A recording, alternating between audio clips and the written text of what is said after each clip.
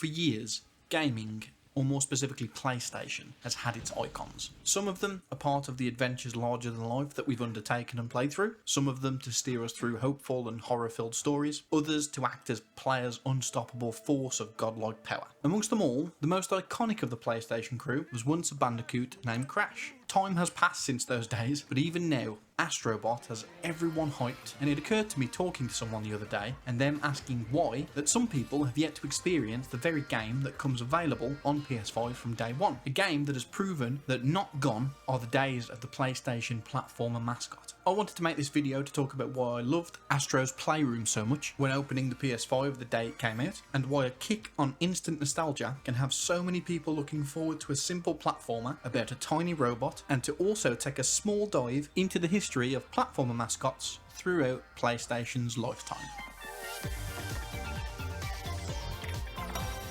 So this video is likely going to be very heavily opinion based. Please feel free to comment your own experiences below, but I want to start this conversation just initially talking about the family friendly icons over the years that we've all known and loved at various points in our lives, whether that be something that we were introduced to when we were younger, or something that you've introduced your own kids to, or maybe it's just a character that you've grown to recognise as being part of that PlayStation ecosystem. So the original PlayStation platformer Mascot, by some means or other, is now owned directly by Microsoft due to the character and game rights being held by Activision, whom they famously purchased not so long ago. With the exception of many of the Nintendo characters, it's safe to say that through the late 90s to the early 2000s, the very first of thoughts that would pass through anyone's mind when thinking of gaming, or more specifically PlayStation, would be Crash Bandicoot. As a platformer mascot, this did for the PlayStation brand things that we cannot fathom regarding how it created an important mutual link whenever your mind thought of one or the other. PlayStation and Crash Bandicoot developed a sort of symbiotic relationship, which is the reason that you see that character or costume and you immediately think of the opposite. Thank you for the 90s adverts.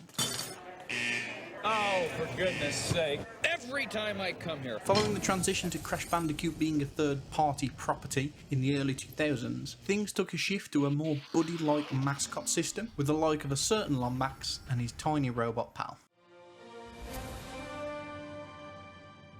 Though some may even relate to Jak and Daxter during this period just as well.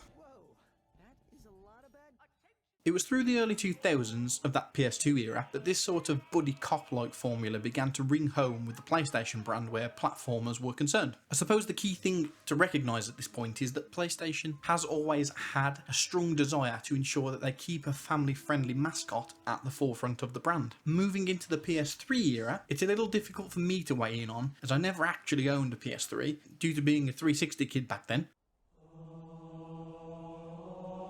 Though I'd probably go out on a whim and say that the character that would spring to my mind during that period, if not the same as the PS2 era, would have been Sackboy and, importantly, Nathan Drake. I say importantly, as this starts to become the era in which PlayStation gears its exclusivity model into a more mature audience profile and moving away from such heavy marketing where the platformer mascots are concerned. Soon after, the PS4 arrives, and lo and behold, we end up with a slate of even more mature-based mascots where the PlayStation brand is concerned. The shift that happens here is how PlayStation becomes even more synonymous with the mature audience mascots than it does with the family-friendly platformers. How many of us remember Knack fondly, for example? In fact, the biggest surprise shout out to memorable platformer mascots within the PS4 generation is actually Crash Bandicoot with its appearance in Uncharted 4.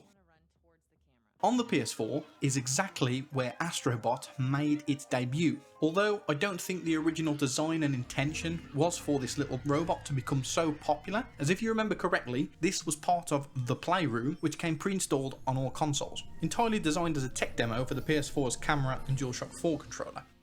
Following that, PSVR introduced a more focused experience on Astro Bot with the release of Astro Bot Rescue Mission. It actually remains as one of the highest rated VR games ever released. So, it seemed to be in the air that PlayStation likely had a new mascot, but hadn't really used it all that much, so where did they go from there?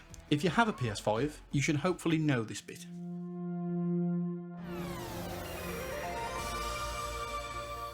Astro's Playroom. This is the main reason I kind of wanted to make this video. I had a chat with someone the other day and they didn't even know what this was. They have a PS5, which completely baffled me as this game comes pre-installed on the PS5. So just to recap on it quickly, the reason for this game's existence is to act as three things: a quirky and fun introduction to owning a PS5, which might sound a little bit trivial, but it does make sense as you play it. A near perfect tech demo that shows you all of the features with the PS5 DualSense controller. And my reason for explaining all of the previous sections, a platformer mascot with tons of personality. It's for this reason that you'll find people so excited for that upcoming Astro Bot title that releases in September this year. Made by Team Asobi in Japan, who have made all of the previous entries mentioned up to this point for Astro Bot. It is an expertly crafted platformer that has tons of mechanics built around the DualSense's tech. It is an extremely short experience, with all the trophies taking probably around about 4 hours, but in that time, it's an absolute blast to play through, and the charm that comes with Astro Bot as a character, or the set of characters, shines through more than it ever has before this point.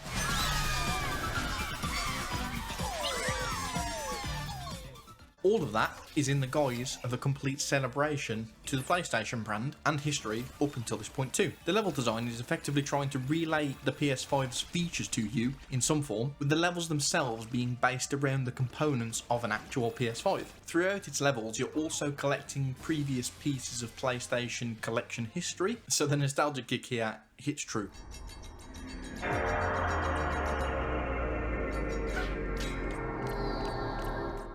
Recently, in celebration of the announcement of Astro Bot actually coming in September, there has been some secret characters added to the game, which will be every few weeks, that have a trophy related to them, which is partly the reason I'm talking about this now. In that I actually replayed some of Astro's Playroom in anticipation for the game. So to cap all that description off, just know that if you've not experienced Astro's Playroom yet and you do have a PS5, please do so, as it really is a joy.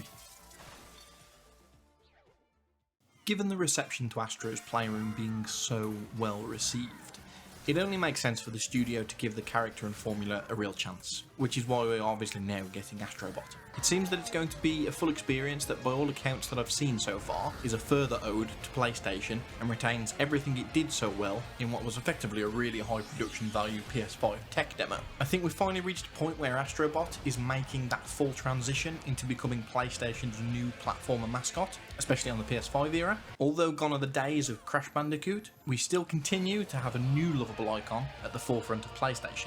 One that I think is important to have, given as much as Crash acted as a window into gaming for so many of us, Astro will be that entry point for many of the next generation. I'll 100% be getting this game when it releases, and I'll likely do a video on it at the time. But know that I'm really, really confident that if it's more of the same, we're in for a real treat.